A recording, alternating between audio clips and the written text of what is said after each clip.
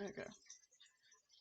So I know a lot of you guys are like a little scared or confused about this whole page, and I will admit it is a lot at first, especially for when you are a new player. I looked at it and I was like, what is all of this? I was so terrified and whatnot. But that's natural. So I'm just gonna give a rundown on how to go step by step. It's all process. You skip over things, you're screwing things up. So it's very easy, and if you ever need help making a character, I can help you. I've made multiple characters already for some people that are going to play with us, so I'm going to work on a Tabaxi that I did not correctly do yet, so I'm just going to remake him. When you make your character, you're going to start off with, I personally like starting off just straight up finding their race. I will name them later and whatnot. First, I want to figure out what race I want to start with. Your basic ones are Dragonborn, Dwarf, Elf, Gnome, Half-Elf, Halfling, Half-Orc, Human, Tiefling, and yeah, that's it. Sorry, I got mixed up for a second. But yeah, and then you have all these extended ones. I'll link all the pages that are very helpful. I'll link them in one of the chats that is good for referencing. But yeah, you got many different species. So like, if you think just fantasy-wise, you can find any of those species just about. And I wouldn't be surprised if many fantasy species that you see in movies nowadays were probably derived from this stuff, because D&D has been around for God knows how long. So you can be anything. Oh, there's even a bunny. I didn't see that one. I helped somebody make an Aarakocra, which is just a bird person. So, Bugbear is a type of monster, but you can be him. So it's pretty cool. These are all actually monsters you can be. I am going to be making a Tabaxi. Where is it? I think I skipped it. Tabaxi are kind of like cat people, but there is a difference between them and cat folk. I don't remember exactly what. I think Tabaxis are just their own breed. So that's why I hate D&D now. Okay, so I'm gonna go look up Tabaxi, and I'm gonna go to the wiki. Now, the main reason why I'm looking them up and not just being like, oh, I'm a Tabaxi, is because later on, all of this stuff adds in to your character's sheet. Like, whether you get this attribute or this speed usually comes from your character's race. So, they're chaotic neutral beings. You don't always have to go off of that. Personally, I don't do that sometimes, so yeah. A lot of this is just whatever I need. This is not the right page. Technical difficulties. What the fuck? Tabaxi. There we are. Okay, so this is your main stuff that you need right here. You need what your ability scores are increased by for your race. Not everyone will be like that. Many races will have all that, but not like two. We'll have at least one. Your age, they'll tell you what you can pick the age for. That's just like side stuff for yourself. Their size is very important for when we're in battle. It says you're a medium, and that will matter because it will tell you if you can squeeze into tiny spaces or not. So let me show you real quick that of why it's so important. These are the basic ones. You are right here, you're a medium, so about almost 6 feet-ish. But there's gargantuan, there's huge, there's large, there's the basic stuff, but it all matters about, like, when you're inside a dungeon, if you can go into this tiny room or not. Or, like, I don't even know, all that stuff. So, this is one of the big ones. Your walking speed is 30 feet. So, I'm gonna go back to this page real quick. you could write it out manually if you want. I'm just using a PDF editor because it's so much faster for me to type. I don't have class, I have race. Your race will go right where it says race. He is a tabaxi, which is a type of cat monster. Okay. And now my speed is 30 feet. Why does this matter? So if you were given a limit by the dungeon master and he was like, well, how fast is your speed? How fast can you walk over there? You could walk 30 feet, and depending on the dungeon, I'm going to show you guys maps when we play, so I'll explain it when we're playing, but each little individual square will be a certain size. So let's say like we have one of these maps and each little square is 5 feet, you'd be able to walk that many squares across. So like 6 squares if you wanted, or less, or whatever. So that's really why it matters. And then if you wanted to dodge them that this far you can go, you can't go any farther. So if like you dodge them, but you're still in their range a little, you'll still get hit somewhat, I guess. It'll make more sense in fight. So these all right here are your little traits for your character. You get dark vision as a tabaxi, which means you could see in the dark 60 feet ahead of you if it was bright, and if it was dark, as in like dim light. You can't see different colors in the darkness, but you can see gray. So, like shades of gray. That means you could see beings, you just can't tell if it's like completely that being or not, unless you roll a perception check, which I would definitely make you do. You get feline agility, which lets you double your speed in combat. You can only use it once until it's your turn again, I guess. It says if you move 0 feet on one of your turns. Oh, basically, so it's saying, sorry, that made no sense to me at first. It's saying you can double your speed, so you're already 30. You can go 60 speed, but your next round, you cannot move if you want to do that again. That's basically what that's saying. And then cat claws. You get a climbing speed of 20 feet, and you can fight with them, which gives you a 1d4 plus strength. That's what's pretty cool about a lot of these animal ones. Some of the monster ones, I believe, too, would have it. You can use your own fucking, like, ability of yourself to fight with. I have a Dragonborn that I will be using in case of emergency for you guys, and he is able to spew lightning, basically, because he is a dragon.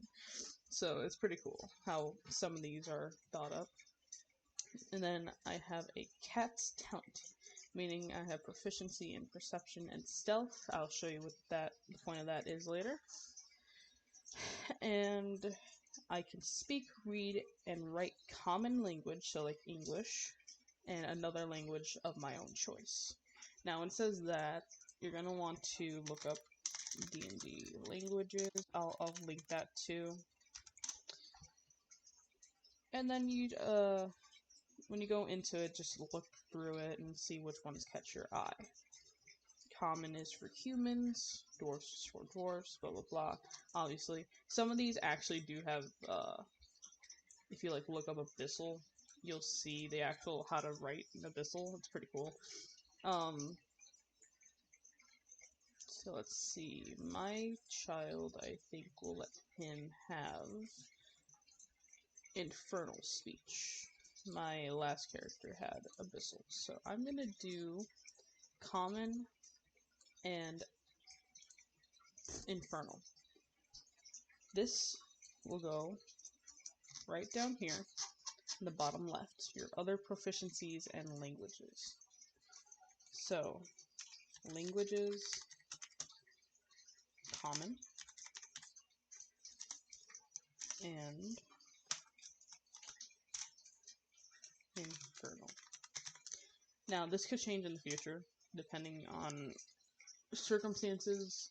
Or if you level up and it's like, yeah, you can get another language if you want and learn it, you just throw it in there. Just keep adding on. Now, my proficiencies, you're going to want to keep every little note. So I have a proficiency in perception and stealth. We are going to add that down here. Proficient in perception, I think so. Yeah. Perception and stealth.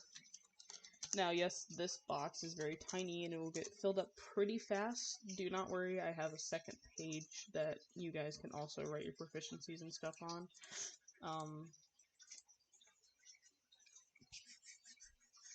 Where is it?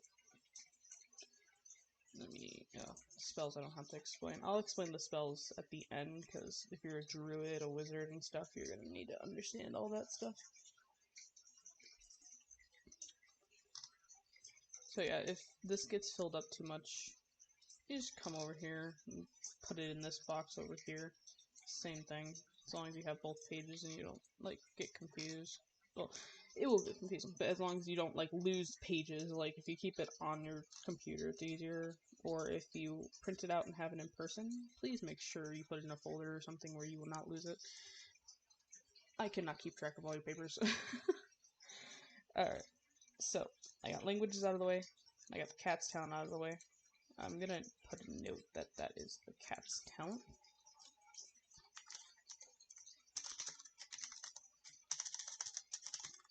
Just personally, because I care.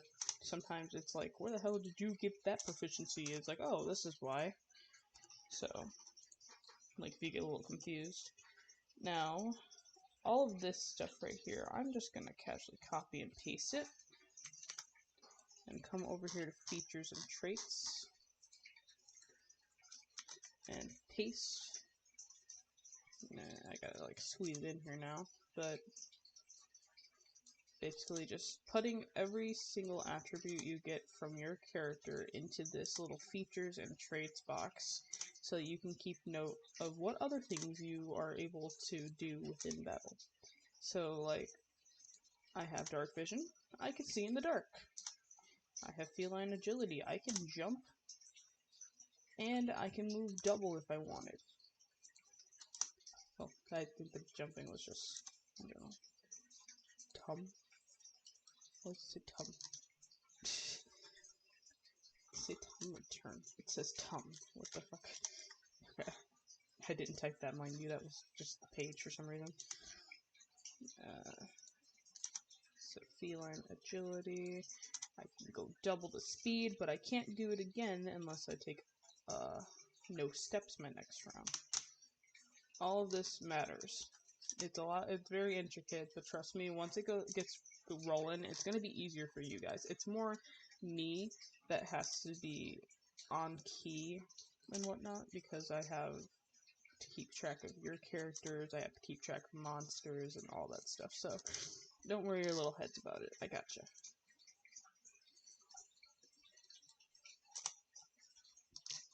And I'll make sure that at the end of each round you'll get your experience points, and then we will move on from there. Instead of, my DM used to just wait till we were done playing completely, and it was not that smart to do in my eyes. Because as your character progresses, you need some of the powers that it gives you. So, the more, as you go on, obviously, through the dungeon, there's a possibility, like, if you're playing any video game, there's a possibility of your villain being even harder than the last one. So, it's probably better to level up after each little fight, even if it's just a little bit of itty-bitty experience points. I will make sure to ensure that you get them. So, now that's all done. We got our dark vision,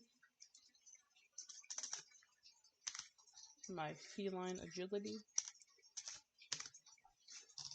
and my cat claws.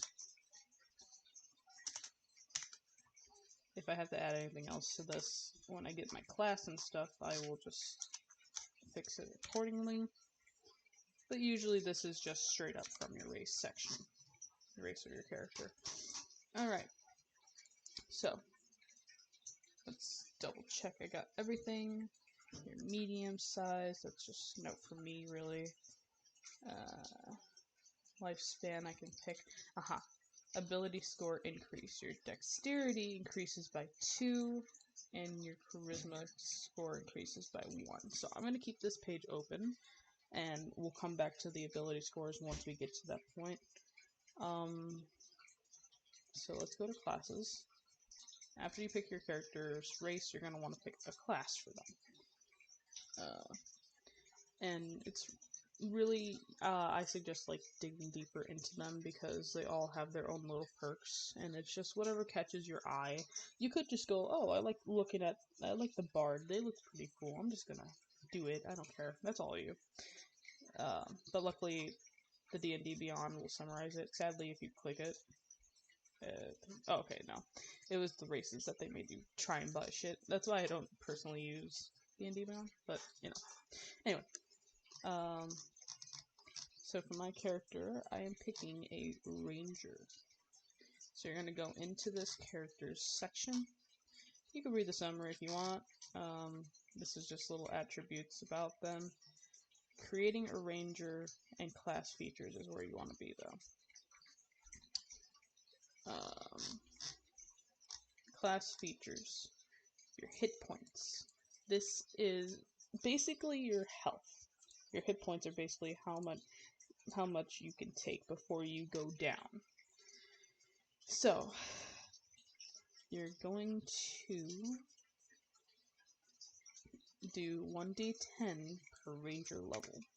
Now, before we get actually into that more, I forgot to mention, if you do not have physical dice like me or Rose, you can easily download apps, and I will show you. You could even probably do it on the computer. I'm going to look up some right now, and I'll link it in case. D&D dice. That's actually pretty badass, but very expensive. Alright, let's do online. Dice roller. You can pick anything. Anything works as long as you can easily figure out what the hell you're doing. This one's gotta grab me. Ooh, son of a bitch. Yeah, we'll try it. Nope. That's some nerd shit. Dude, if you do not. Okay. So, this one's actually pretty straightforward. I'm gonna fight my turtle. Anyway, this one's pretty straightforward. So, where am I? There we go. Okay. Your hit dice is 1d10 per ranger level. So, my first level, it's 10 for my health, plus my constitution, which I will eventually add in once I get all my ability scores set up and whatnot. So right now, it's going to be, I'm going to type out how it's 1d10 per ranger level. I keep tapping the wrong shit. Alright. And then, I've never seen anybody use temporary hit points. I personally don't know what that means. So, and then your hit points at higher levels, you just write here underneath so that it is noted for yourself. And you don't have to go back and look it up like, oh, how do I get more hit points as I advance within the game, you know? So, we're gonna do that. Your hit point maximum is going to be where your health is, so mine's going to be 10 plus con for now. Once I know what my constitution modifier is, I will add it and just put the whole total right there, but for now I do not know that. So, before we get to all this stuff here, I'm going to find our background. D&D Beyond backgrounds. So this is what your character basically works as, kind of. Like, what have they done and studied, basically. So mine is a criminal. And when you come to criminals, there is actually multiple variants.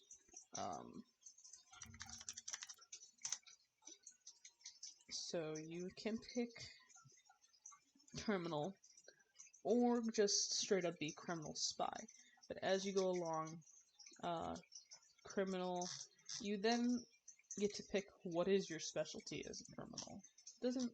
It doesn't add, but I'm pretty sure you're just very fluent in whatever the hell this is. Like, you could easily pickpocket one of your mates, my dude. Like, just, oh, that's mine, they won't know, doo-doo-doo. It'll be like later, like, hey, is that my fucking burger?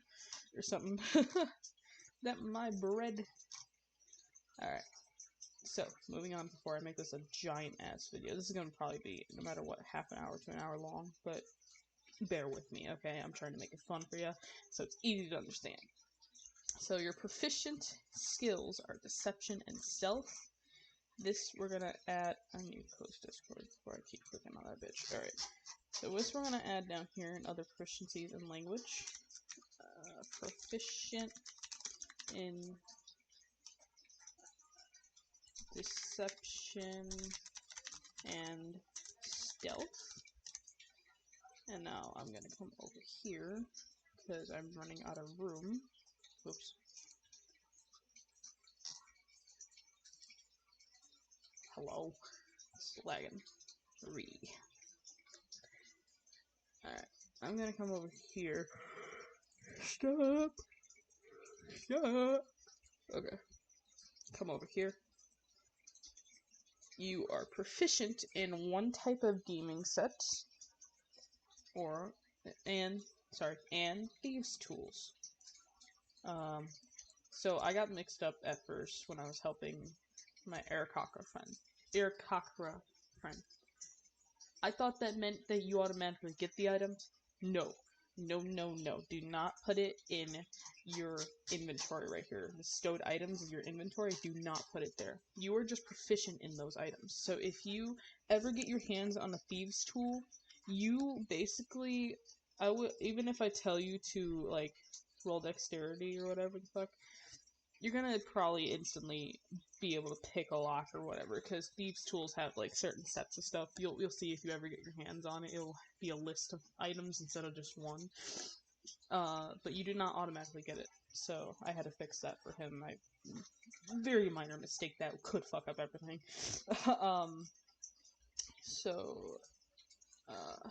For gaming sets, there is a choice of dice or a playing card set. I'm going to pick playing card.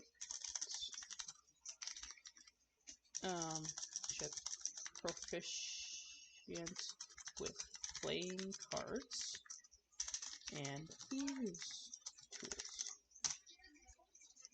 And then your equipment you get from being a criminal is a crowbar, set of dark common clothes including hood, a pouch with 15 gold points.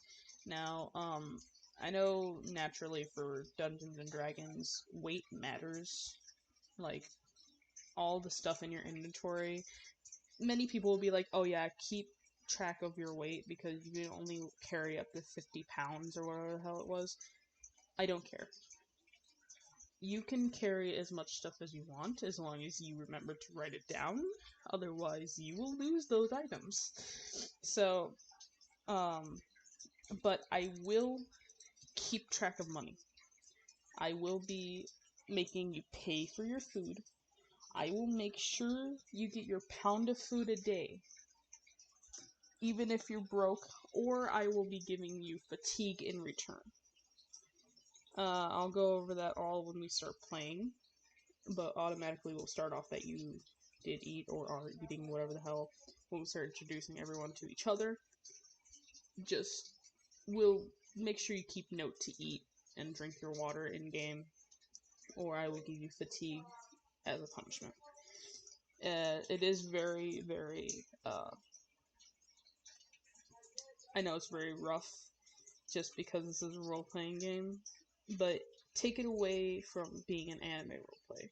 This is a roleplay where you gotta go a little more realistic with what you're doing. So, I will remind you all. So, yes, I go on a tangent, I'm so sorry. But yeah. So, we're going to go to stowed items here. Make a little tab. You have 1 crowbar. And just list off everything you have. You could skip this part if you already are, did it.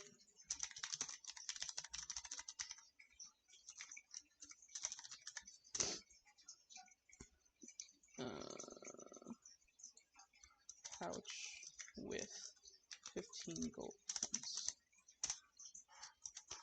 Now, for this, I personally like to keep my money on the side, but as I was scrolling through my own sheet, I realized this right here, these little squares, are actually your little money slots. How many copper points you have, silver points, electrum points, gold points, and platinum points. So what I'm just going to do is put my gold points right here. I have 15 gold points. Or you could just put 15, whatever you feel better about. So, this is on the first page. 15 gold points, your little money wallet right here. Shh! I'm trying to do a video! Shut up. Anyway.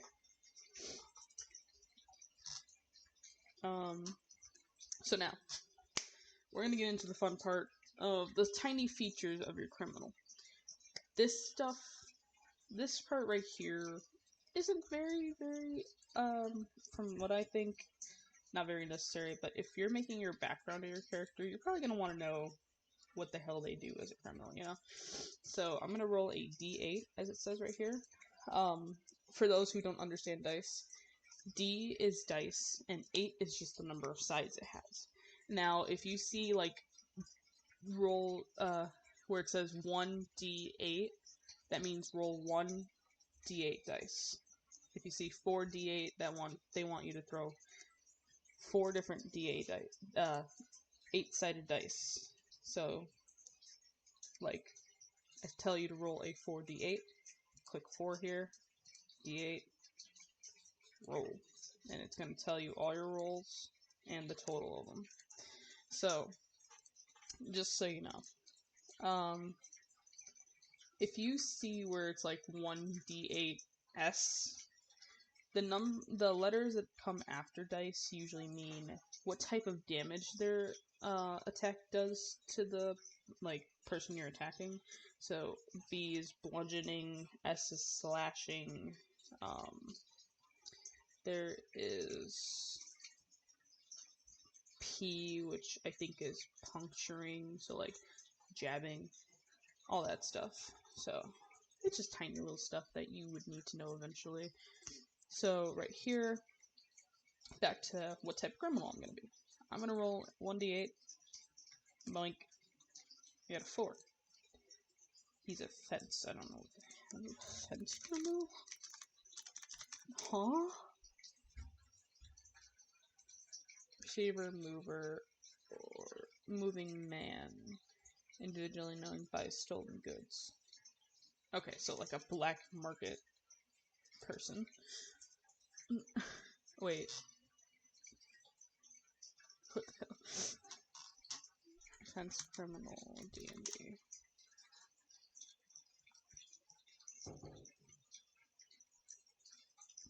So, you sell things that were stolen. Interesting.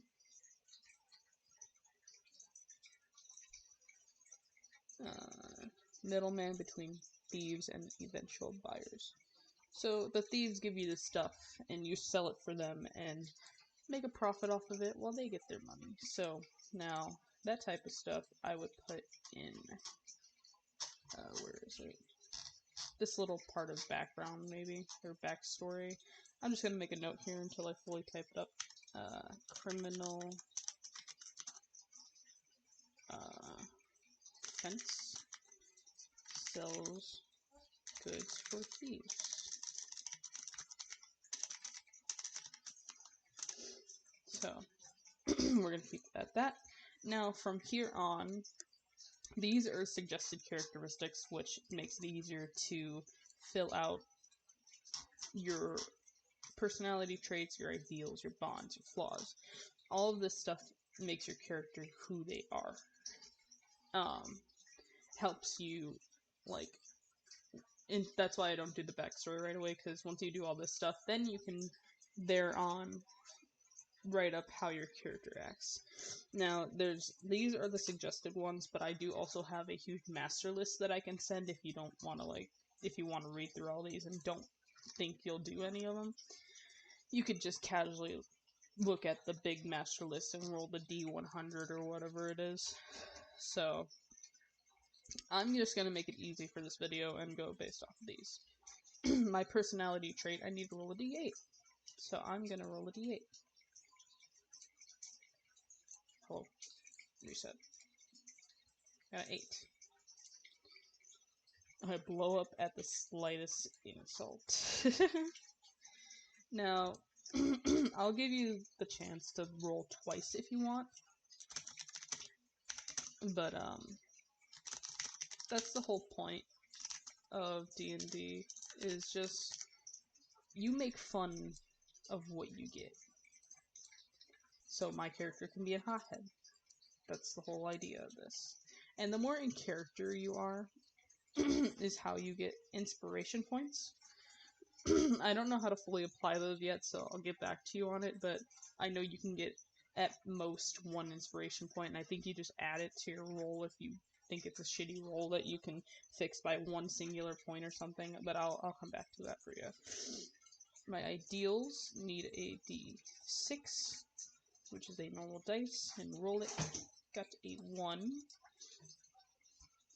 Honor. I don't steal from others in trade. This is interesting. He loves his job.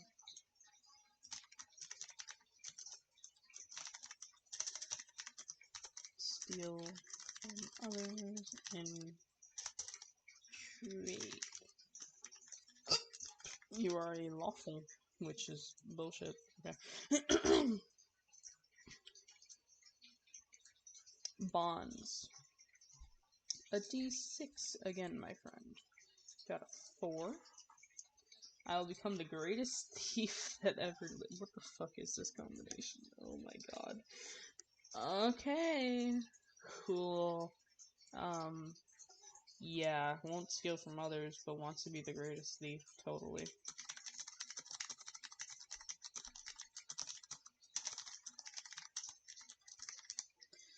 Next. Move this over, actually. Alright. Flaws.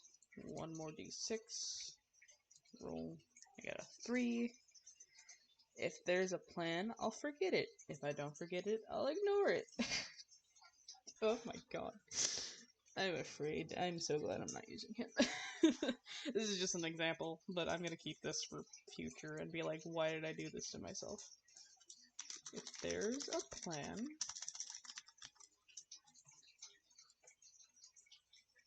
I'll forget. If I don't forget it, I'll ignore it. So, this is basically the little bit of info for you to start building your character's backgrounds. You don't have to have them as you start. You can build them up as we go along. I'm not too worried about that. My boy that I'm going to be using to help you guys in case of emergency, he still doesn't have a background. I've had him for almost probably a year now. I've had him for like months, so don't worry about it too much. Don't hurt yourself over it, right?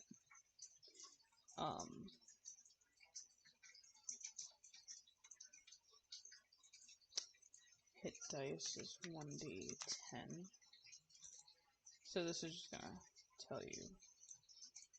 I don't know what the total is. Just put the 1d10 so you don't lose that and get confused. Alright, we're gonna move on to the important part. Don't forget to write down your fucking background, because I almost did. Your alignment. So it said for Tabaxis, they're chaotic neutral. But yeah, I don't think that really. I think you could choose from there on. Got 6 of these. There's all these different ones. Or not 6. Math. Yeah. You got lawful good, good, neutral, evil, chaotic evil. And you got all the mixtures in between. You can be unaligned, which is interesting. I've never seen that before. But I believe my breed was chaotic neutral, and it kind of makes sense now with the shit that's going on. So I'm going to put that in here. Chaotic neutral. Now, like I said, you can definitely change it if you want. I just am going by the book. My name's Tori. That's my name. Eve.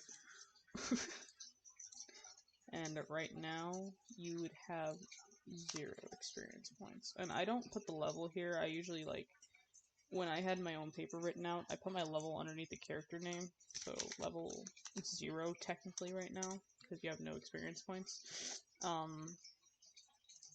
And the reason why is because as you go along, you're able to multi-class, I believe, for every class you are, or whatever.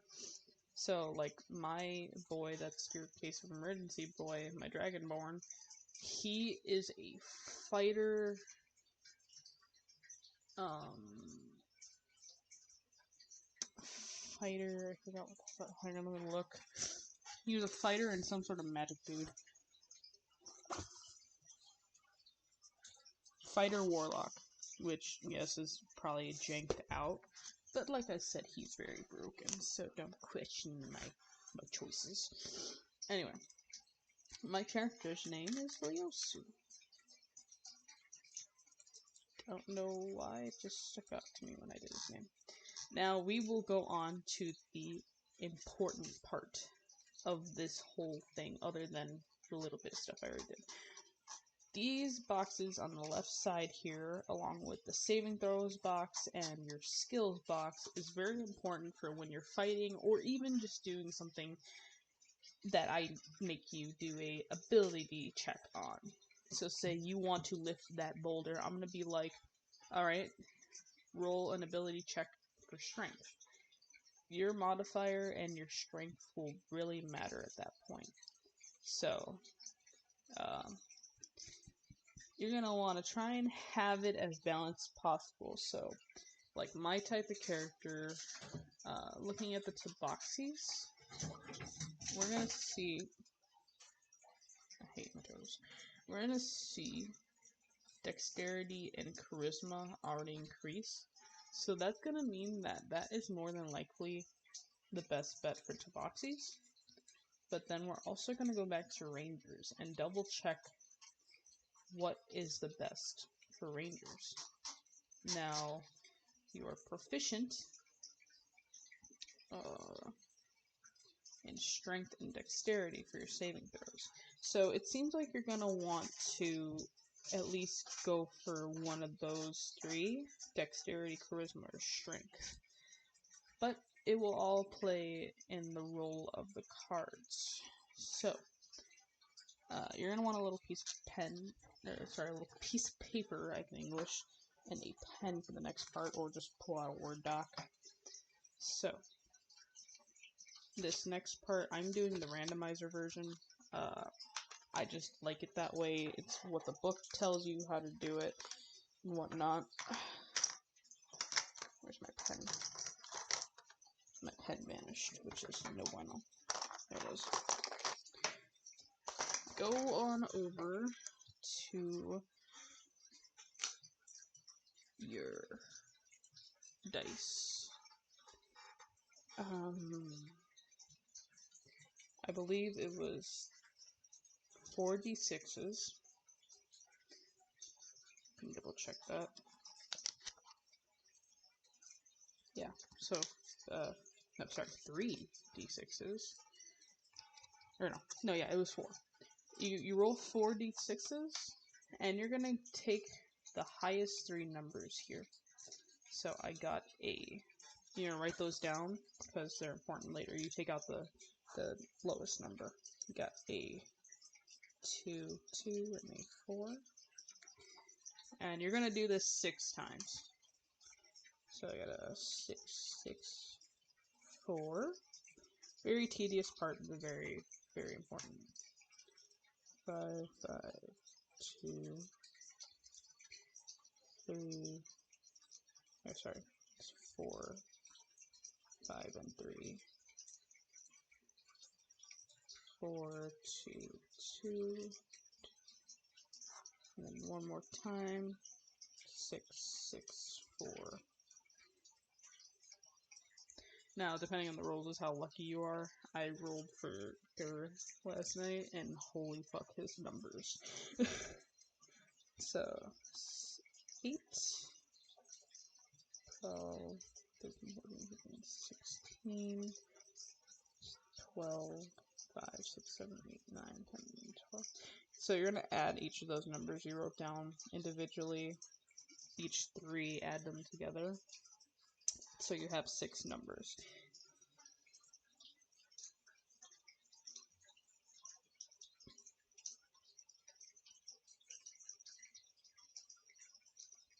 Oh wow, these are some shitty ass numbers. So, once you're done with that, you're gonna have a set of numbers. I'm gonna type it on the side. Oh. Right here, just because. For my numbers, I have 16. That's 14. 16, 16, 12, 12, 8, and 8. I don't know what the fuck happened there, but okay. But yeah, those are in order. My strengths. Fun. So, what I do is I put them in this itty bitty little circle. That's what I was shown.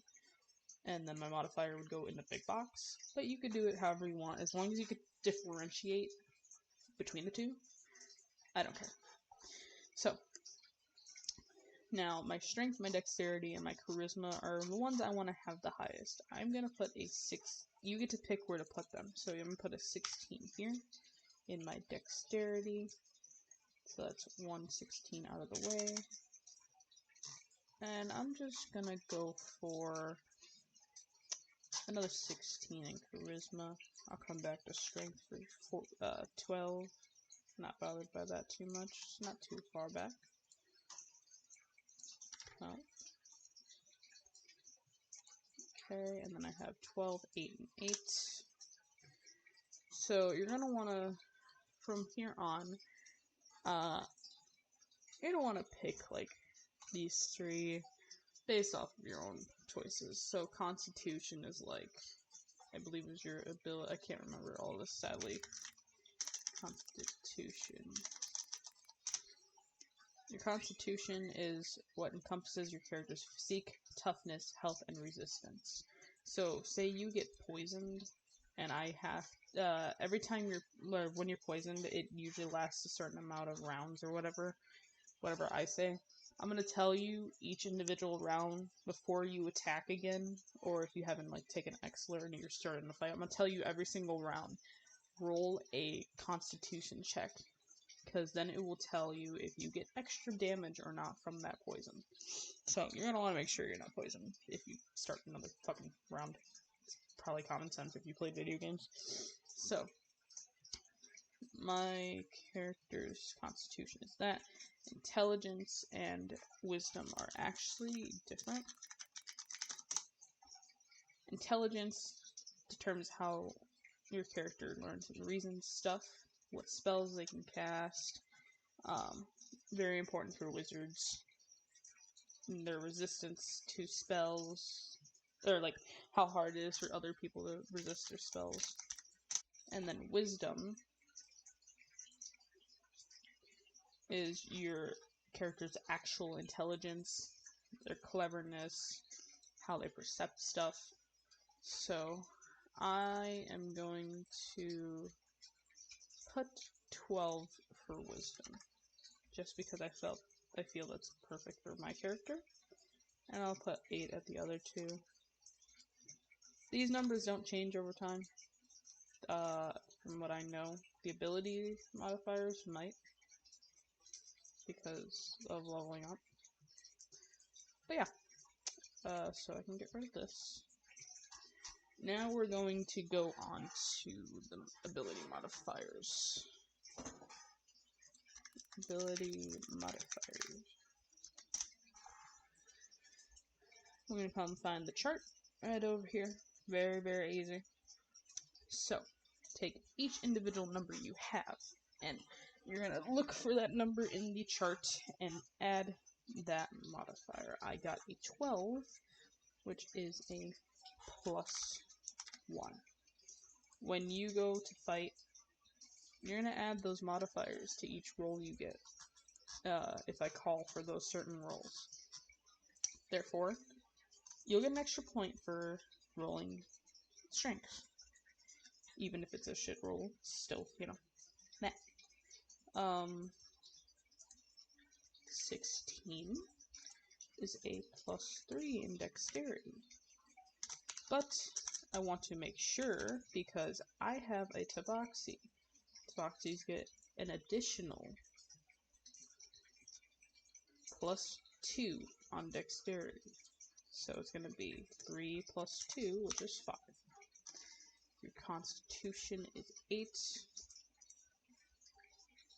So that's a -1, sadly.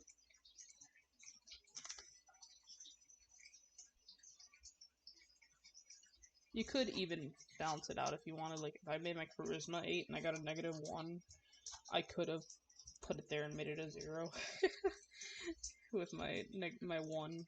So yeah, -1. Also, double check your background or class. Here's my class. Where are you? So my class. Okay, that's just saving throws. Okay, we'll just leave it alone then. I don't think you're. Yeah, no, okay. So the race will tell you if you get an extra increase in abilities or not. So you're good then. Just pay attention to that for that. 12 is a +1, and a 16 is a +3. But I got a +1 added to that, so +4. All confusing at once, but it makes sense once you get around to it.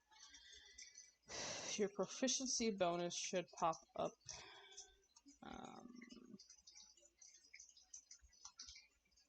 with your characters.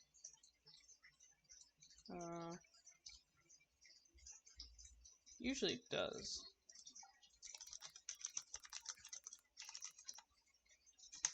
It's supposed to be your character's race, I believe.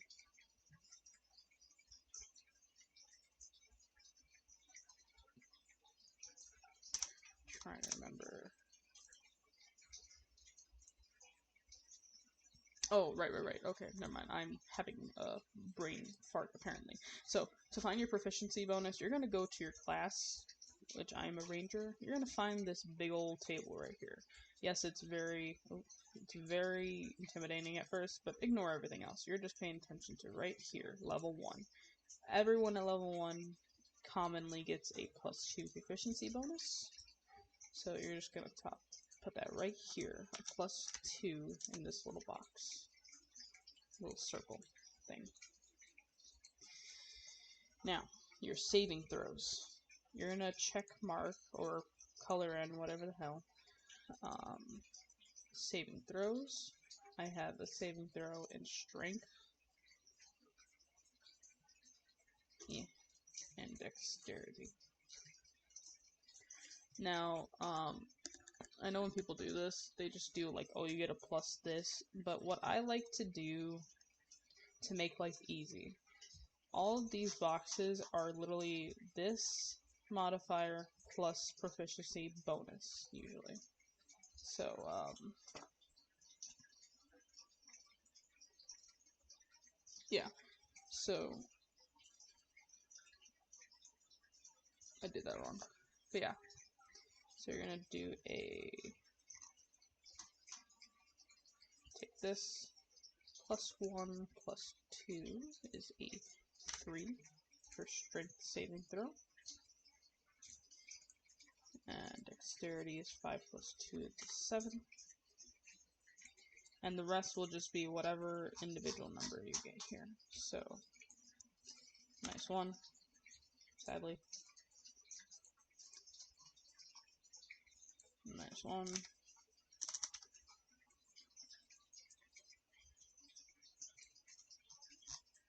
Plus 1 and a plus 4.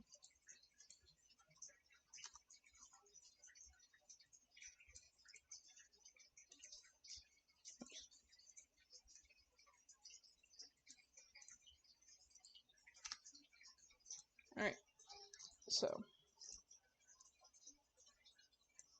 that's saving throws. Now for skills, you are usually told by your class, and sometimes by your race, but usually it's just your class, what your skills are. So, for my skills as a ranger, I get to choose 3 different skills from animal handling, athletics, insight, investigation, nature, perception, stealth, and survival. And as you see when I go over these, each one tells you what it means. Animal handling, you know how to deal with animals. You could befriend shit, like athletics, it'll help you with climbing. If I make you do a athletics check, it's usually if you're jumping over stuff like that. Insight determines, you could determine a lie, you could determine if a creature's bad or not, stuff like that. Intelligence, you can investigate an object, or a wound that somebody had, or like, just investigate things, you know, obviously, like a detective. Nature, you can follow terrains and weather and whatnot. You're a little survival bro, like a Boy Scout. I'm losing my sanity. Wisdom, you can spot, hear, or otherwise detect the presence of something, your general awareness of your surroundings. Dexterity, stealth. Oh, sorry, that was perception. Dexterity, stealth. You could be sneaky, and survival, you could hunt and whatnot.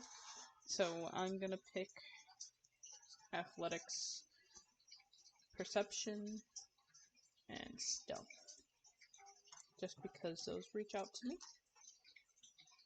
So you're gonna check mark these boxes.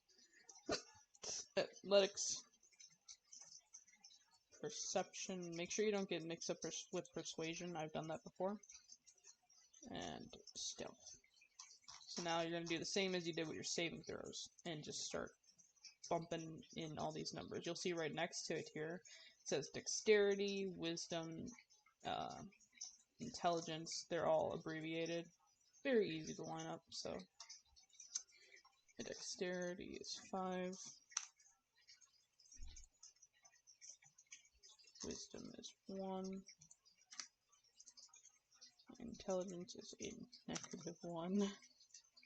I might have fucked up. Strength is 1 plus 2 because of your proficiency. So any box you have is just adding your proficiency to your modifier. That's basically it. It's very easy. Okay, charisma is 4. History is -1. Okay, that's a mood. I don't like history. Alright. 1. 4. -1.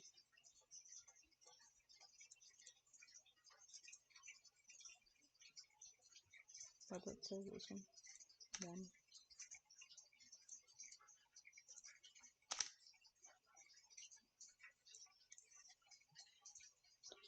1 plus 2 is 3.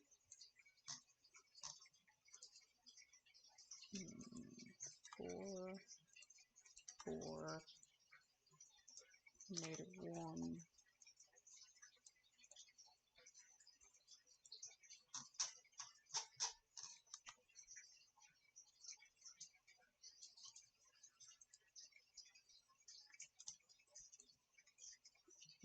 1. Alright. So why do these skills matter? Well, ability checks, as I've said, I will call ability checks if you do a certain thing. Say, for example, the sleight of hand, I believe, is like if you know how to use a weapon, or if you just want to gently touch something. I'm going to tell you to roll a dexterity check of sleight of hand. What you're going to do is come over, I could tell you specifically what dice, and if I don't, just roll a d20. Got an 18, right? Oh, whoops. That's a fucking... Alright. Got a 10. You're gonna take that 10, go to your sleight of hand, and add this 5, and your total will be 15. Then from there on, I'll say, okay, you passed, or you failed. More than likely, you've passed, because that sounds like the type of number to be over about the halfway mark for that type of stuff. So, it all determines whether you were able to do a certain thing or not. Now, we're going to finish this up very quickly right now, because this is just about the end. Everything else will be for you to do. Allies and organizations you can ignore for now. It's as you make your team, you can do all that. Character appearances, where you draw your character. This is all on the first page, so you can roll that. Backgrounds on the first page. This is your character backstory, you type it up, so all this stuff can just come later, you know? Age, height, weight, all that's for you. I'm going to finish up the important part, which is your armor class and what your attacks and your armor is. Now, if you go back to your class, you'll see you start with some equipment, and you get to choose from all of these different equipment. You get scale mail or leather armor. Now, what we're going to do is look up armor DND. You're going to want to go based off of how your character can handle those armors. Like, if you're going to be the stealth type ranger, you're going to want some light armor, or possibly medium armor. And by that, you're going to come down to this chart right here. It'll tell you what's light, what's heavy, all that stuff. Yes, it doesn't matter, because I was talking about weight. But you're gonna want to make sense, you know. Why would a stealthy person be wearing some chainmail, you know? You're gonna be super loud and get caught. So, I'm gonna pick scale mail, because it's a little stronger than leather armor, and I don't want to risk getting smacked in the face, you know? So scale mail is right here. You're gonna want to put how much money it's worth in case you sell it later. So, I'm gonna come over to my inventory, which is the stowed items. And I'll make another line here. 1 scale mail, which is worth 50 gold points. Now I get to pick 2 short swords or 2 simple melee weapons. You don't know what these weapons are, you're just gonna go back over here again. D&D weapons. Very easy to find everything online now, because it's probably better than buying the books, honestly. I bought 3 of the books. I got the Dungeon Master book, the Player's Handbook, and the Monster Manual, and that was $150. So, just saying, save your money, bro, if you don't have the money for it. So, it said 2 short swords or 2 simple melee weapons. Your simple melee are right here: club, dagger, great club, hand axe, javelin, light hammer, mace, quarterstaff, sickle, spear. Your short swords, I can English, are down here in the martial melee weapons.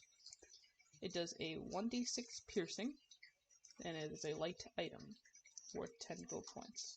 You get 2 of those, or any of these choices.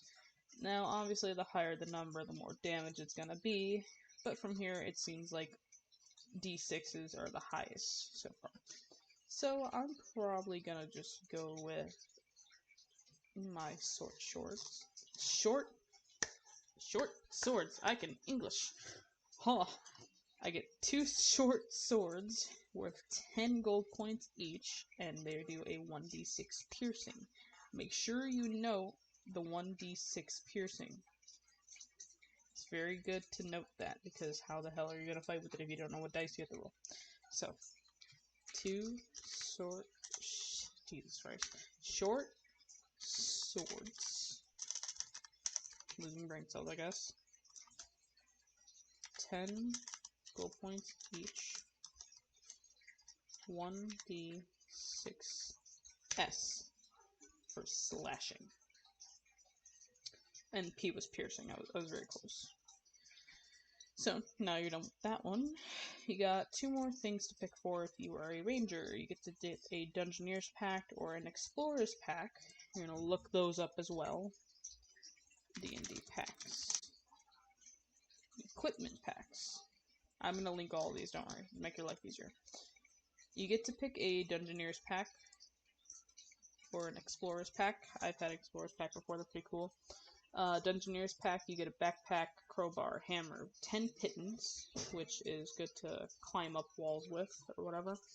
10 torches, a tinderbox, 10 days of rations, and a water skin, and 50 feet of hempen rope strapped to the side. You also get a Explorer's Pack, which is similar, but you have a bedroll, a mess kit, which is like plates and stuff, tinderbox, torches, 10 days of rations, and a water skin. So they're similar. You just get a little bit more in the Dungeoneer's Pack.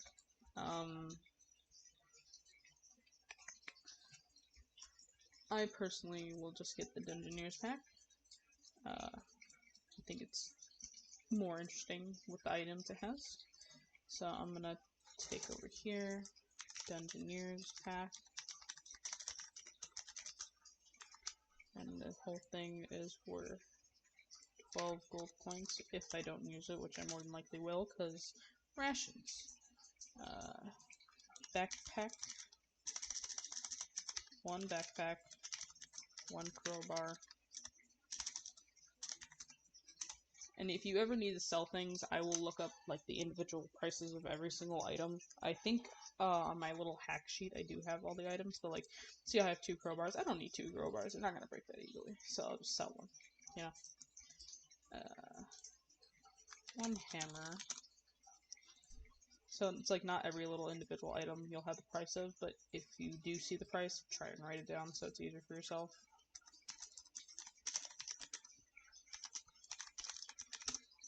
10 torches. A tinderbox, which is used to light fires, if you did not know. 10 days of rations.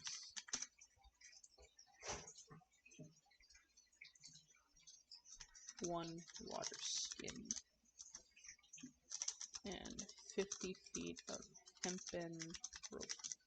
Yes, it matters what type of rope it is, because I believe it determines the strength of that rope. Now, I have 1 more item I get as a ranger. I automatically get a longbow with a quiver of 20 arrows. 1 longbow with 1 quiver. I can't spell quiver apparently. Of 20 arrows. There. Now your items are filled, and you're going to want to come over and determine what you're wearing. Your armor and your AC will pop up right here. I am going to wear my scale mail. Put it right there in the box. And if you do not know what the AC is, come on over back to your armor page. I'm gonna find armor table. I don't know what that means. It should be right here. Oh yeah, yes. Here it is. Okay. So, a scale mail is 14 plus my dexterity modifier. So, I'm gonna come over here, look at my dexterity modifier. It is 5. 14 plus 5 is 19. That is how hard it will be for a creature to pass the roll to attack you. 19 is pretty good. I believe the limit is 20. I'll double check that. So 19 is really, really good for armor. It means you're almost indestructible. Actually, yeah, 20 is the limit, because D20 is the highest you can go with that type of things, I think. Yes, there's like the D100 and stuff, but we're not going to play with that stuff. So, you have everything set up here. Before I finish this off, though, I'm going to put my weapons in this little box. I have 2 short swords equipped with, and then I'm going to put in parentheses 1d6s for those. So I would roll, I'm actually going to put 2d6 because there's 2 short swords to make my life easy. So, yeah. Put that note here. 1d6 per sword. Alright. And then, yeah, that's it for that one. Final thing, in this attacks and spell casting, if you automatically have an attack, say the Dragon Breath or the Cat's Claws like I have here, you're gonna want it up here. So, Cat's... Dude, this thing keeps lagging me. Cat's Claws. Drop it in one of these boxes. You could go past those boxes, obviously, but usually it's just like one thing or another. It's a 1d4 plus strength. So what I'm going to do, 1d4 plus STR for strength.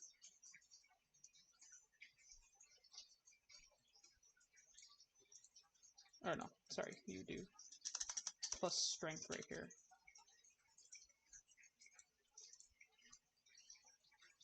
And then the damage is 1d4, and it is a slashing instead of bludgeoning damage.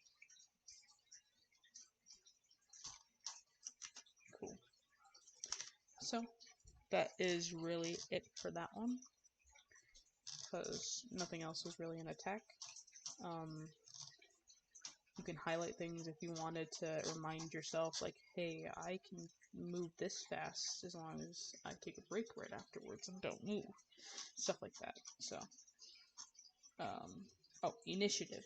For some reason, initiative doesn't automatically pop up for most of this stuff. So, initiative, how it works. This will add to when you start off.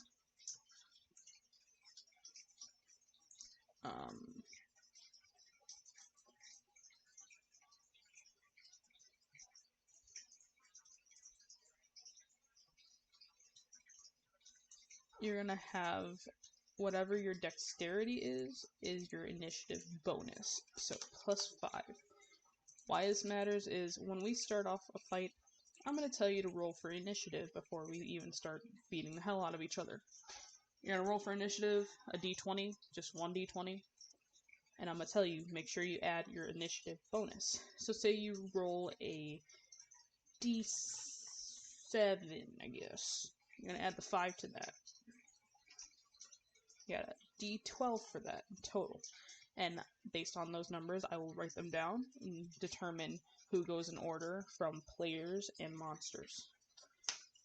Thereon, we will begin the fight, and we'll do it in an organized manner, because that's the whole point of initiative. Otherwise, we will be slashing each other on accident.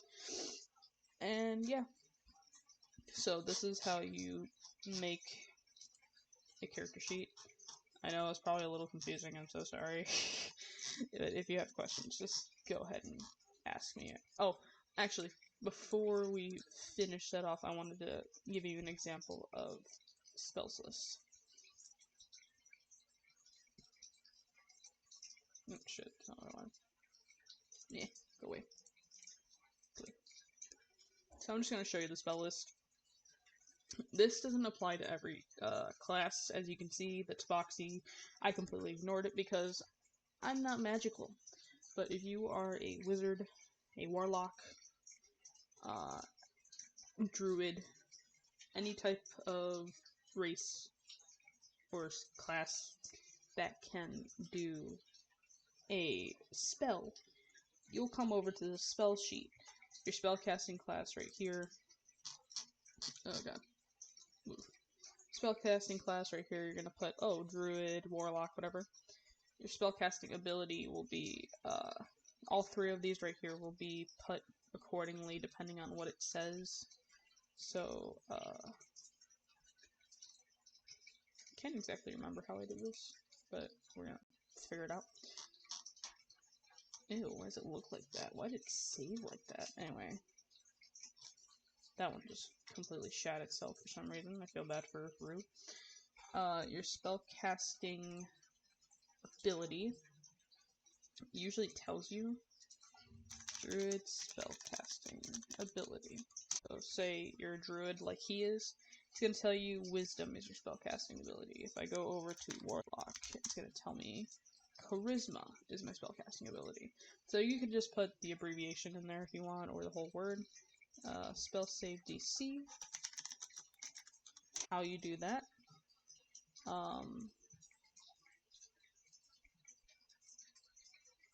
It's according to your class's spell casting feature, which is depending.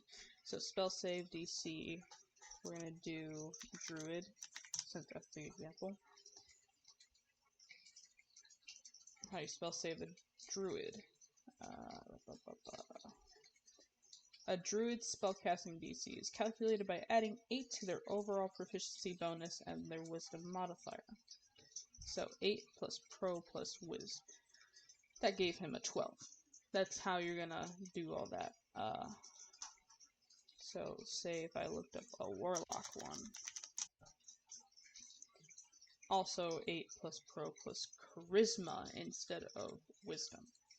So it all depends on your characters. These ones, when it comes down to it, need help, just let me know. I can try and help you in person on voice chat, or I can send you a link and let you know. And then your spellcast attack bonus is just your pro plus whatever it tells you. Pro plus wisdom for druid, pro plus charisma for warlock, etc., etc. Now, before I end this, I wanted to let you know, when you start off as one of those magical classes, you usually get cantrips, which are spells that do not need spell slots. Meaning it basically, like, if you take it in a video game standpoint, it doesn't really use your mana. But you can't use it unlimitedly either, there's still limits to them. It's very helpful though, sometimes. Like, you can even use the cantrips outside of battle, I believe.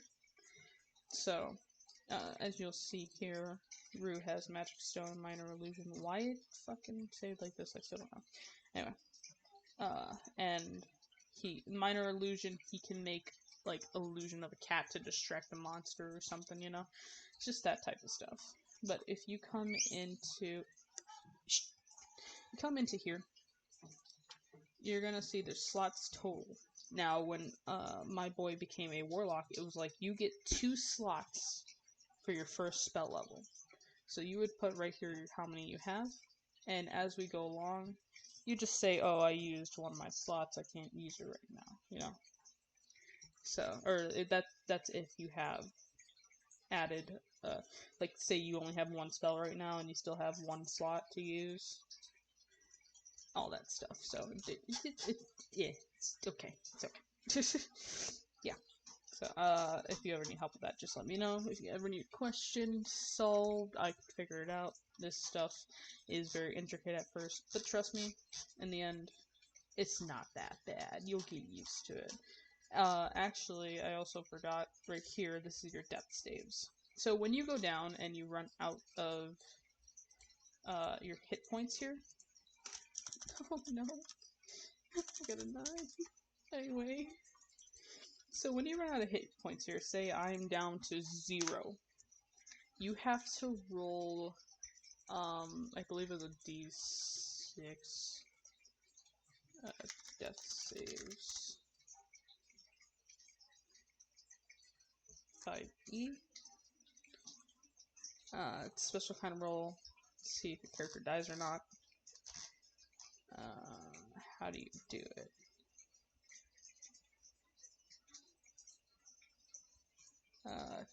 Roll a 10 or higher, you succeeded. So you take a d20, and you're gonna roll it every time it's your turn, and you have to get 3 successes before you can get right back up. If you get 3 failures, they're dead. Dead forever.